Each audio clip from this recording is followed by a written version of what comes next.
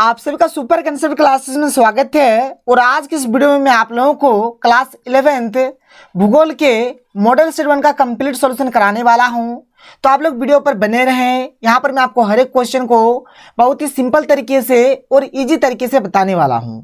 अगर आप लोग हमारे चैनल पर पहली बार आए हैं तो चैनल को सब्सक्राइब करने के साथ साथ बेल के आइकन को प्रेस कर दीजिए, क्योंकि आप लोगों का जितना भी मॉडल पेपर आया हुआ है हर एक मॉडल पेपर का कंप्लीट सॉल्यूशन आप लोगों को इस चैनल में मिल जाएगा।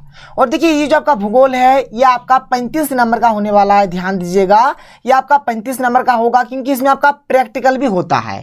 खैर कोई दिक्कत नहीं है। चलिए यहाँ पर हम लोग एक एक करके हर एक क्वेश्चन के आंसर को देख लेते हैं। बहुत ही सिंपल तरीके से देखेंगे, आपको बिल्कुल भी टेंशन नहीं लेना है। तो देखिए यहाँ पर कुछ सामान्य निर्देश दिया हुआ है, ये सब आप लोग पढ़ सकते हैं। यहाँ पर हम लोग यहाँ पर उतना टाइम बर्बाद नहीं करते हैं, सीधे हम लोग क्वेश्चन में जाते हैं और एक एक करके हर एक क्वेश्चन को देख लेते हैं। तो देखिए हमारे पास जो सबसे पहला जो क्वेश्चन है, क्वेश्चन नंबर 1 क्या है कि अरब सागर में गिरने वाली 2 नदियों के नाम लिखें। यहां पर आपको मात्र 2 ही ठो नदियों का नाम लिखना है, लेकिन यहां पर मैंने 3 ठो लिख दिया है। आप लोग इसको देख लीजिए क्या क्या है। एक सिंधु नदी, दूसरा हो गया नर्मदा नदी और तीसरा हो गया ताप्ती नदी। तो ये 3 नदी हो जाएगा, लेकिन आपको परीक्षा में मात्र 2 ही ठो लिखना है। तो यहाँ पर आप लोग 3 ठो याद कर लीजिए, परीक्षा में आप लोग 2 ही ठो लिखिएगा। क्वेश्चन नंबर 2 यहाँ पर क्या है देख लीजिए कि क्षेत्रफल की दृष्टि से सबसे बड़ा भारतीय राज्य कौन है? तो राजस्थान। राजस्थान जो है वो क्षेत्रफल की दृष्टि से भारत का सबसे बड़ा राज्य है। क्वेश्चन नंबर 3 क्या कह रहा है देख लीजिए कि अपवाह तंत्र किसे कहते हैं?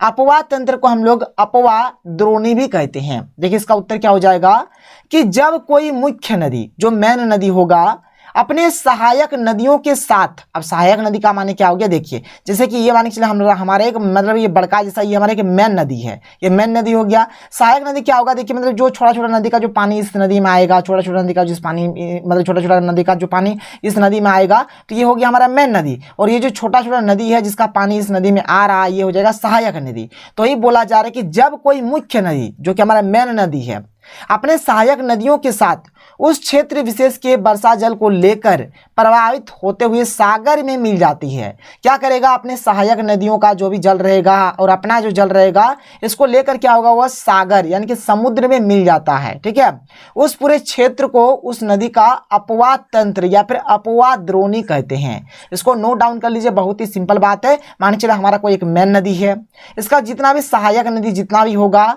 ये क्या करेगा, हर एक पानी को क्या करेगा, सागर में जाकर मिला देगा। तो जो क्षेत्र होगा उस क्षेत्र को उस नदी का क्या बोलेंगे, अपवाह तंत्र बोलेंगे या फिर अपवाह द्रोणी बोलेंगे। क्वेश्चन नंबर 4 ये आपने क्लास 10th में भी पढ़ा होगा कि बांगर क्या है। तो देखिए जो हमारा पुराना जलोढ़ मिट्टी जो होता है इसी को हम लोग बांगर बोलते हैं। देखिए पुराना जलोढ़ को हम लोग बांगर बोलते हैं, और जो नया जलोढ़ होता है ना, नया जलोढ़, इसको हम लोग बोलते हैं खादर। आप लोगों ने पढ़ा होगा क्लास 10th में एक बांगर और एक खादर के बारे में। खैर कोई दिक्कत नहीं है। यहाँ पर बांगर का उत्तर क्या हो जाएगा कि नदियों द्वारा निर्मित पुराने जलोढ़ मिट्टी को बांगर कहा जाता है। नोट कर लीजिएगा, बहुत ही सिंपल सा इसका उत्तर है।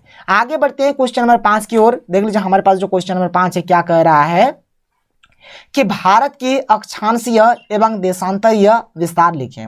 तो भारत का जो अक्षांशीय जो विस्तार है कितना है, 8 डिग्री 4 मिनट उत्तरी से 37 डिग्री 6 मिनट उत्तरी अक्षांश तक है। ठीक है, और इसका जो देशांतरीय विस्तार है 68 डिग्री 7 मिनट पूर्वी से 97 डिग्री 25 मिनट पूर्वी देशांतर तक है। इसको नोट डाउन कर लीजिए।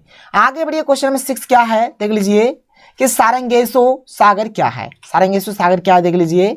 तो उत्तरी अटलांटिक महासागर में 20 डिग्री से 40 डिग्री उत्तरी अक्षांशों तथा 35 डिग्री से 75 डिग्री पश्चिमी देशांतरों के मध्य चारों ओर प्रभावित होने वाली जल धाराओं के मध्य स्थित शांत एवं स्थिर जल के क्षेत्र को क्या बोला जाता है, सारंगेसो। कहीं कहीं पर सारगेसो भी लिखा हुआ रहता है, तो सारंगेसो सागर के नाम से जाना जाता है। इसको आप लोग नोट डाउन कर लीजिए। क्वेश्चन नंबर 7 क्या है कि जल संभर से आप क्या समझते हैं। तो देखिए जल संभर उस भौगोलिक क्षेत्र को कहते हैं जहां वर्षा अथवा पिघलते बर्फ का पानी नदियों, नहरों और नालों में बहकर एक ही स्थान पर एकत्रित हो जाता है, और ये जो स्थान होगा इस स्थान को जल संभर बोला जाएगा। फटाफट नोट करिएगा। आगे बढ़ते हैं क्वेश्चन नंबर 8 की ओर चलते हैं। देख लेते हैं क्वेश्चन नंबर 8। तो देखिए क्वेश्चन नंबर 8 क्या है कि पृथ्वी को नीला ग्रह क्यों कहा जाता है। और ये जो प्रश्न है बहुत ही ज्यादा इंपॉर्टेंट है। देखिए हमारा जो पृथ्वी है ना, यहाँ पर बहुत ही अधिक मात्रा में पानी पाया जाता है, इसलिए पृथ्वी को हम लोग नीला ग्रह के नाम से जानते हैं। देख लीजिए इसका जो उत्तर होगा, यहाँ पर मैंने बहुत ही सिंपल तरीके से और इजी तरीके से लिख दिया है, आप लोग यहाँ पर आसानी से समझ सकते हैं। देख लीजिए इसका उत्तर, तो यहाँ पर इसका जो उत्तर हो जाएगा, देख लीजिए क्या है कि पृथ्वी की 2/3 सतह पानी से ढकी हुई है, इसलिए इसे नीला ग्रह कहा जाता है। इसको आप लोग लिख दीजिए, ये हो जाएगा आपका प्यारा सा सुंदर सा उत्तर। तो चलिए आगे बढ़ते हैं और देख लेते हैं क्वेश्चन नंबर 9। तो देखिए क्वेश्चन नंबर 9 क्या है कि पारिस्थितिकी से आप क्या समझते हैं। तो पारिस्थितिका का यहाँ पर जो मतलब हो जाएगा, क्या हो जाएगा कि पारिस्थितिकी जीव विज्ञान व भूगोल की एक शाखा है, जिसमें जीव समुदायों का उसके वातावरण के साथ पारस्परिक संबंधों का अध्ययन करते हैं। देखिए एक्चुअल में जैसे मान लीजिए कोई भी जीव है, जैसे हम लोग भी जीव है, तो जो भी जीव का जो समुदाय होगा उसका और जो वातावरण होगा ना, इन दोनों के बीच में जो रिलेशन होता है, इसको हम लोग पारिस्थितिकी के माध्यम से ही अध्ययन करते हैं। जो प्रोसेस होता है इसी को क्या बोला जाता है, पारिस्थितिकी बोला जाता है। क्वेश्चन नंबर 10 देखिए क्या है कि जैवमंडल से आपका क्या तात्पर्य है। तो पृथ्वी पर ऐसा परिवेश जहां पर जीवन पाए जाने की संभावना हो, ऐसे मंडल को क्या बोला जाता है, तो ऐसे मंडल को ही जैव मंडल बोला जाता है। आगे चलिए क्वेश्चन नंबर 11 की ओर बढ़ते हैं। देख लीजिए क्वेश्चन नंबर 11 बहुत ही सिंपल सा और इजी सा प्रश्न है। क्या है देखिए कि नदियों की किन्हीं 5 महत्व को लिखें। तो देखिए नदियों से हम लोग क्या कर सकते हैं, मछली पालन कर सकते हैं, पेयजल की आपूर्ति होती है, सभ्यता का विकास, मेसोपोटामिया की सभ्यता, हड़प्पा सभ्यता, ये सब के सब नदियों के किनारे ही विकसित हुआ है, सिंचाई की सुविधा हो जाएगा, जल विद्युत का उत्पादन हो जाएगा, ये सब इसका सही उत्तर हो जाएगा। आगे बढ़ते हैं, आगे चलिए क्वेश्चन नंबर यहाँ पर 12 देख लीजिए। क्वेश्चन नंबर 12 यहाँ पर सिंपल सा प्रश्न है। क्या है कि बांगर एवं खादर में अंतर स्पष्ट करें। तो देखिए सबसे पहले जब भी आप लोग अंतर स्पष्ट करिएगा, इस प्रकार से बीच में एक लाइन ड्रॉ कर दीजिएगा, जो आप लोगों के लिए सबसे बेस्ट होगा। ठीक है, लाइन ड्रॉ करना एकदम कंपलसरी है, लाइन आप लोगों को ड्रॉ करना ही पड़ेगा। तो देखिए यहाँ पर हम लोगों ने क्या किया, एक लाइन यहाँ पर ड्रॉ कर दिया। अब देखिए एक साइड में हमने बांगर लिख दिया है, एक साइड में हमने खादर लिख दिया है। जो बांगर है, बांगर क्या है, ये पुराना जलोढ़ को हम लोग बांगर बोलते हैं, जो नया जलोढ़ होता है इसको हम लोग खादर बोलते हैं। जो बांगर होता है यह कम उपजाऊ होती है और जो खादर होता है यह अधिक उपजाऊ होती है। तो इस प्रकार से आप लिख सकते हैं, आप चाहे तो और बढ़ा के लिख सकते हैं, खैर कोई दिक्कत नहीं है। आगे चलते हैं, अगला प्रश्न देख लेते हैं। अगला प्रश्न देख लीजिए क्वेश्चन नंबर 13 देख लीजिए। यहाँ पर क्वेश्चन नंबर 13 हमें क्या दिया गया है। क्वेश्चन नंबर 13 है कि समुद्री जल की लवणता से आप क्या समझते हैं। तो देखिए इसका उत्तर कि वर्षा का जल हो या महासागरों का, प्रकृति में उपस्थित सभी जलों में खनिज लवण घुले हुए होते हैं। लवणता वह शब्द है जिसका उपयोग समुद्री जल में घुले हुए नमक की मात्रा को, क्या है, नमक की मात्रा को, फिर आगे देखिए यहाँ पर क्या है, नमक की मात्रा को निर्धारित करने में किया जाता है। इसका परिकलन 1000 ग्राम समुद्री जल में घुले हुए नमक की मात्रा के द्वारा किया जाता है। इसे प्रायः प्रति 1000 भाग या फिर परसेंट आप लोग बोल सकते हैं, या फिर पीपीटी के रूप में व्यक्त किया जाता है। ये हो जाएगा इसका बिल्कुल सही उत्तर। क्वेश्चन नंबर 14 क्या है कि बायोम क्या है। तो बायोम का मतलब क्या हो जाएगा, तो पृथ्वी का ऐसा भूभाग जहाँ के समस्त वनस्पतियों एवं जीव जंतु की विशेषताएं प्रायः एक समान होती है, उसे बायोम कहा जाता है। बायोम माने क्या होगा, जो भी मतलब वनस्पति वगैरह जो भी रहेगा और जो जीव जंतु रहेगा, अगर इन दोनों का अगर विशेषता अगर समान समान हो तो इसी को बोला जाएगा बायोम। कोई दिक्कत कोई प्रॉब्लम नहीं है। आगे बढ़ते हैं, क्वेश्चन नंबर 15 देख लेते हैं। क्वेश्चन नंबर 15 क्या दिया गया देख लीजिए। क्वेश्चन नंबर 15 है कि पारिस्थितिकी संतुलन क्या है। तो इसका माने हो जाएगा कि पर्यावरण में विभिन्न प्रकार की जीव जंतु, पेड़ पौधे एवं मनुष्य के आपस में प्रतिस्पर्धा एवं सहयोग को पारिस्थितिकी संतुलन कहा जाता है। क्या है कि मतलब ये अब क्या होता है, जैसे कि जीव जंतु, पेड़ पौधा, मनुष्य जो है, ये मैंने पर्यावरण में एक रिलेशन बनाते हैं, एक संबंध बनाते हैं। ठीक है, एक प्रतिस्पर्धा रखते हैं, सहयोग करते हैं, इसी को बोला जाता है पारिस्थितिक संतुलन। आगे चलिए, इसके संतुलन को रोकने के महत्वपूर्ण उपायों, इसके असंतुलन, देखिए इसका अगर असंतुलन, मान चलिए कि पारिस्थितिक असंतुलन अगर हमारा हो जाता है तो इसको रोकने के महत्वपूर्ण कौन कौन से उपाय है बताना है। तो देखिए इसके उपाय क्या क्या है। पहला कि जीव जंतु पेड़ पौधों का संरक्षण, हमें जीव जंतु और पेड़ पौधों का संरक्षण करना चाहिए। जैव विविधता वाले क्षेत्र में प्रतिबंध लगा देना चाहिए। जीव जंतु एवं पेड़ पौधों के मूल आवास का संरक्षण एवं प्रतिबंध, मतलब संरक्षण भी करेंगे और वहां पर रोक भी लगा देंगे। वन एवं वन्यजीव संरक्षण के कानून का पालन, ठीक है, कानून का पालन, यहाँ पर ये नहीं, कानून का पालन तक लिखिए। फिर वृक्षारोपण, हमें अधिक से अधिक मात्रा में पेड़ लगाना चाहिए। आगे बढ़ते हैं क्वेश्चन नंबर 16 की ओर, देख लीजिए क्वेश्चन नंबर 16 यहाँ पर क्या दिया गया है। तो क्वेश्चन नंबर 16 कि भारत के प्रमुख भौतिक विभागों के नाम लिखें और इनमें से किसी एक का विस्तृत वर्णन करें। यहाँ पर मैंने लिख दिया है बहुत सारा, हिमालय का पर्वतीय प्रदेश, उत्तरी मैदान, प्रायद्वीपीय पठार, ठीक है, भारतीय मरुभूमि, समुद्र तटीय मैदान, द्वीपीय समूह। तो इनमें से किसी एक पर आप लोगों को एकदम अच्छे तरीके से डिस्क्राइब करके लिख देना है। तो चलिए यहाँ पर हम लोग समुद्री तटीय मैदान पर ही लिख देते हैं। ऐसे आप लोग किसी के ऊपर भी लिख सकते हैं, कोई दिक्कत कोई प्रॉब्लम नहीं है। चलिए यहाँ पर देखिए समुद्री तटीय मैदान के बारे में यहाँ पर मैंने हर चीज को लिख दिया है। क्या है कि भारत का जो प्रायद्वीपीय पठार है पूर्व और पश्चिम में पतले समुद्र तटीय मैदान से घिरा है। पश्चिम तटीय मैदान एक पतली पट्टी है जो अरब सागर के साथ साथ फैला हुआ है तथा इसके पूर्व में पूर्वी घाट अवस्थित है।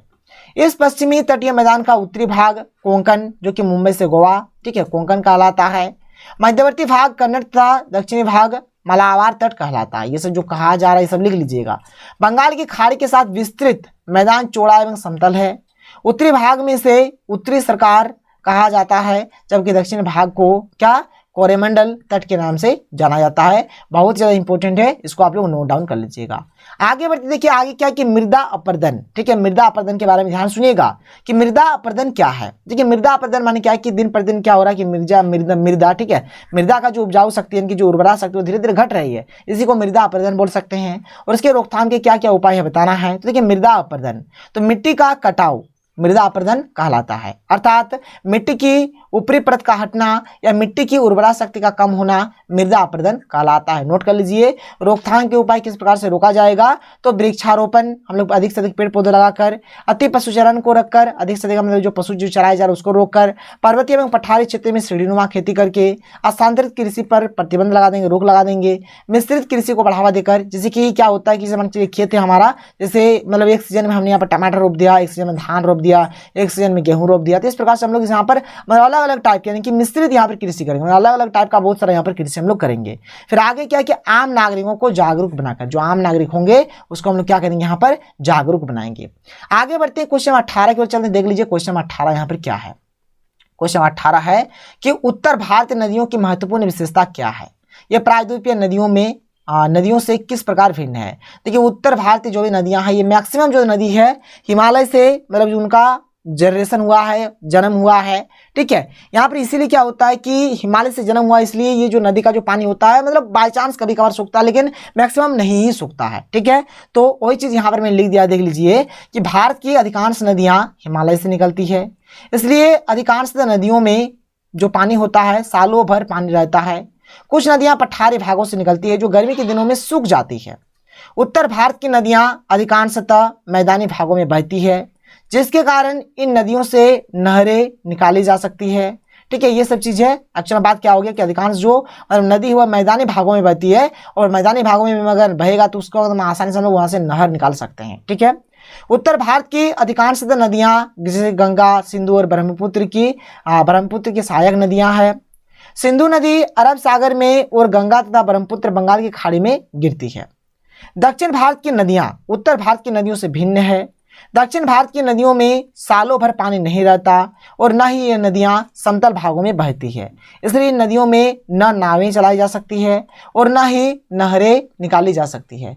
जबकि उत्तर भारत की नदियों की स्थिति ठीक इसके विपरीत है, क्योंकि यहाँ पर जो हमारा ये जो उत्तर भारत वाला होगा यहाँ पर हम लोग नहर भी बना सकते हैं, नाव भी चला सकते हैं क्योंकि ये मैदान वाला है, ठीक है, और पानी भी नहीं सूखता है। तो ये बात यहाँ पर हो जाएगा क्वेश्चन नंबर 18 का, ये हो जाएगा इसका सही उत्तर।